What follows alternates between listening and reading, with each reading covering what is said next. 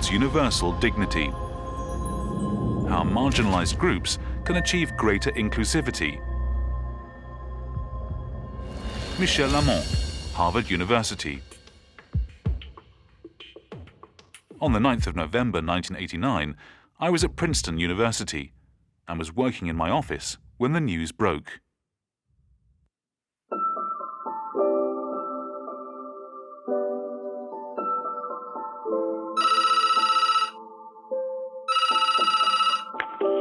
Before we start, I need to ask, do I have the permission to record our exchange so I can use it in the book? Yeah. Okay, thank you. So what was your intent in creating this show? Yeah, I was actually just kind of writing a script to write my way out of some feelings I was having of just personal shame.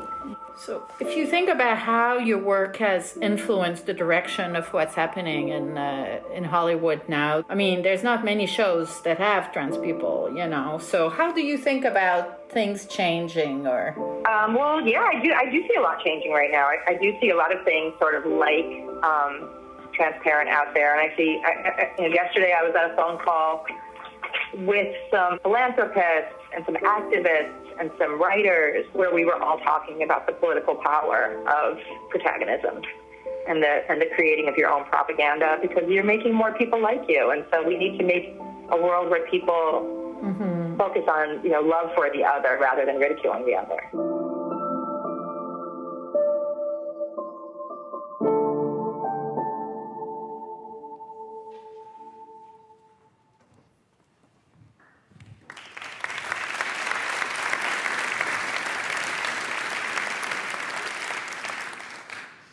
We just heard the voice of Jill Soloway, who goes by they.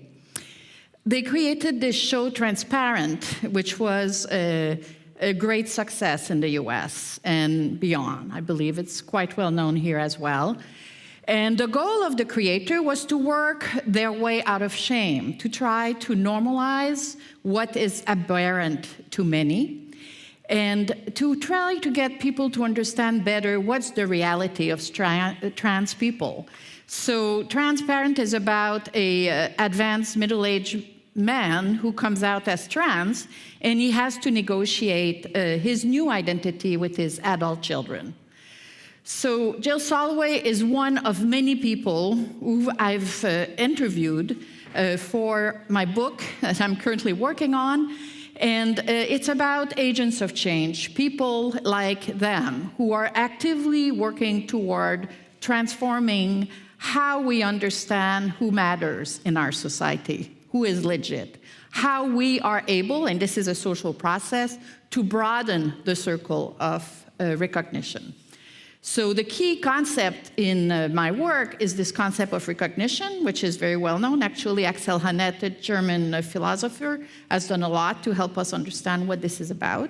And it's about status, but it's also the process by which people get defined as valuable and the intersubjective process by which we come to have a greater social consensus about the value of various groups.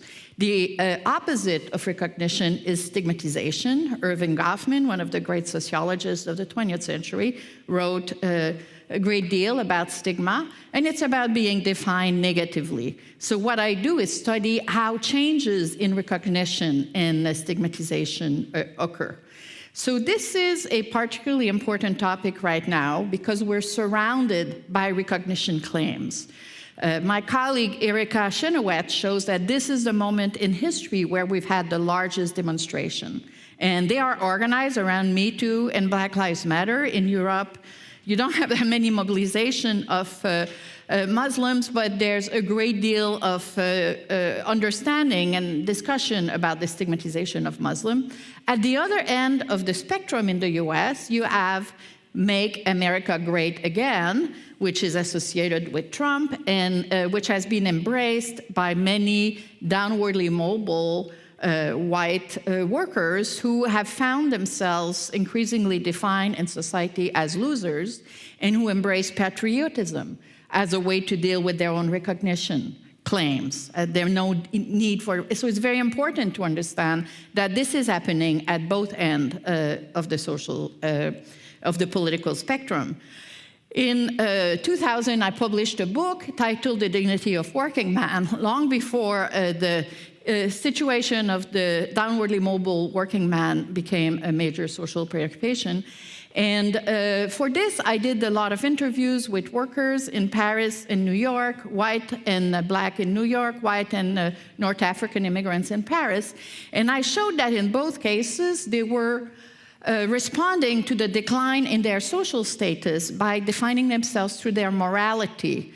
The fact that, they perceive themselves as responsible, hardworking people who send their kids to school, try to make sure that they stay out of jail, and they just try to do the right thing. And as they would define their identity through these words, they would also draw very strong boundaries against, in the United States, African Americans and low-income people, particularly welfare recipients, whereas in France, the strongest boundaries were drawn against Muslim. In the US, African American workers were more likely to define themselves through what I called their caring self, the fact that they connect with the human suffering, whereas white workers would define themselves through their disciplined self. So I've decided to revisit this topic now by looking marginally at the destigmatization process instead, as it is constructed at the societal level. I did over 180 interviews with various types of agents of change. This includes queer and black photographers.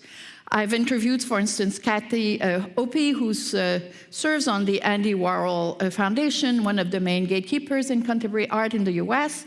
And she talked to me. She's part of the leather community in LA. She's part of sadomasochism.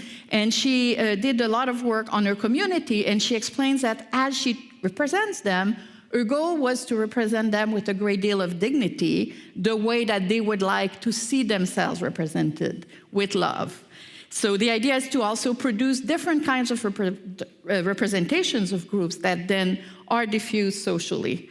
Another person that I interviewed, which really stuck with me, is Hank Willis Thomas.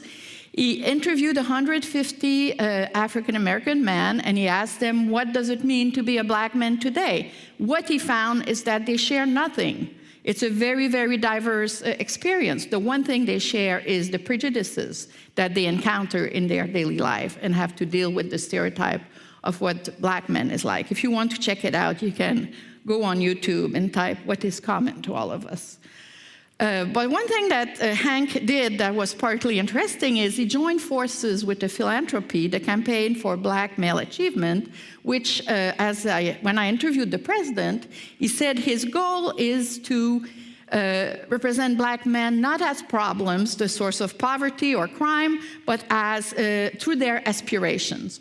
So this foundation, along with a great many other foundations, are now in the business of engineering narratives and scaling them up, and also testing different messages to see which one are most likely to create change. So this is a big transformation in the field of philanthropy in the US. It's a huge business led by the Ford Foundation. And in the case of the work of Hank Willis Thomas, it allowed him to get his work, his video, What is a Black Man, diffused through a great many high schools and community centers, and it became a tool for community conversation, which really means, creating change and scaling up, one step at a time, one conversation at a time. So I come up with this concept of recognition chain, where the goal is to capture hearts and minds through narrative. And you have networks and alliances that are made between cultural producers and also funders who scale up the message and help producers fine-tune it. With my students, we did 75 interviews with the stand-up comics and creatives in Hollywood to understand exactly how. We came up with 7 different strategies. So a lot of change is happening at that level.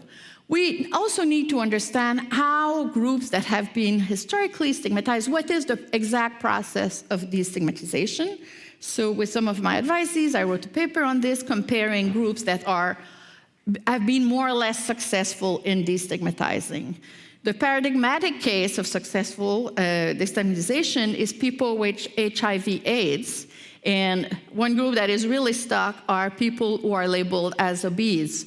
So using the secondary literature, we were able to identify the allies, who are the people who are participating in the destigmatization of people with HIV/AIDS. And we could see that a great many knowledge experts, social scientists, health and medical experts were strongly involved in demonstrating, for instance, that people who have HIV/AIDS were not getting it because they were immoral, engaging in too much random sex.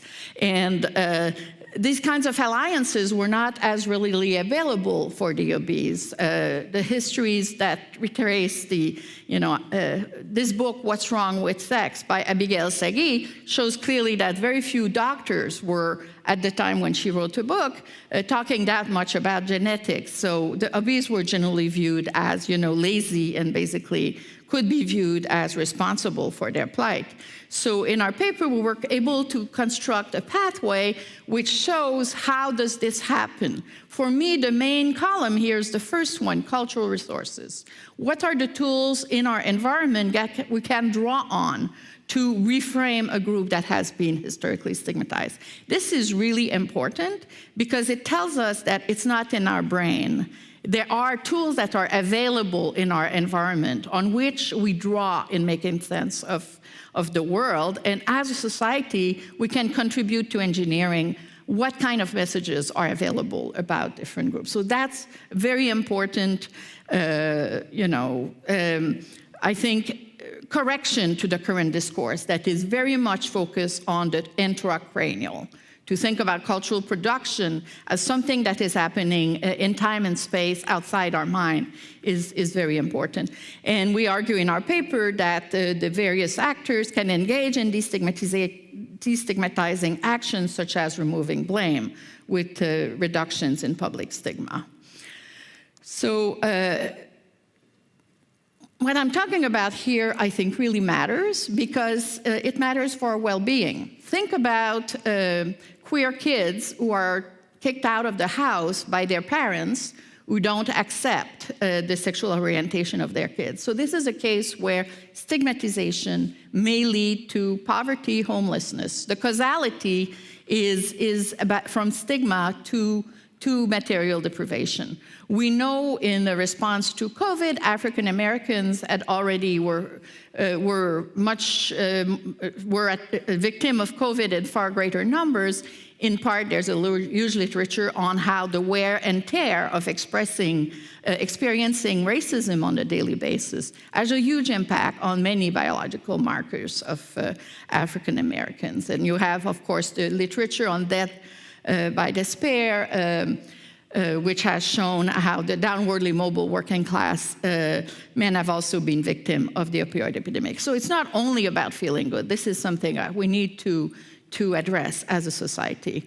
So how to conclude by discussing briefly with you what can be done? What can you do? What can I do? How can we all contribute to social change? Well, policymakers and politicians have already done a lot.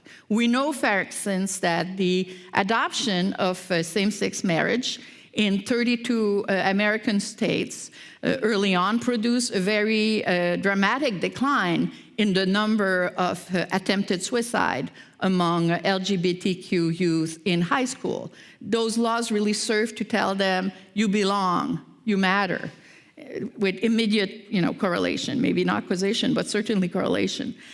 You can think about the ways in which I'm Canadian. As I was growing up, Pierre Trudeau, the president then, the prime minister, declared that we were a multicultural society, in part to, lower the tensions between French and English Canadians. And, everyone made fun of it, everyone was quite cynical, but at the same time, the way that Canadians are now receiving immigrants is radically different from what the United States does. So the policies that we create have direct messaging about who matters and who should be fully integrated in the society. What can you do as citizens? As a middle or even upper middle class person, I live in a very progressive part of the United States, Boston, where everyone is supposed to be progressive. Yes, it's one of the most segregated cities in the United States, segregated based on class and race, and everyone thinks they're very progressive. Everyone engages in opportunity hoarding. After 2008, many Americans became very insecure about the downward mobility of their children, and they became obsessed with passing on privileges, send your kids to private school, hire tutors. It became a kind of collective anxiety to the point that the current generation of Gen Zs are suffering from major mental health problems. So clearly it has not served the American upper middle class at all. So I think everyone really needs to think every day, what choices are we making? How we spend our money, what we tell our kids about what kind of society we want them to live in. As inequality grew over the last decades, the extent of racial and class segregation in the US grew enormously, which means that fewer and fewer middle-class people have interpersonal relationships with the working class people. This is a disaster. So this brings me to what social scientists can do to address the situation. Well, frankly, this is what I'm trying to do. By teaching people that reducing inequality, creating a better society, is not only about redistributing resources, which is a lot of what economists are doing. It's also about creating frames through which we perceive various segments of the population that are more embracing. And this is a social accomplishment. We can study, and we do study, the process of reframing. So many of you are pure or applied scientists. I'm here to tell you, believe you me, social scientists can also affect social change because we study the processes. That's what we do. If I could, okay, I'll leave you here. Thank you. Thank you. Thank you.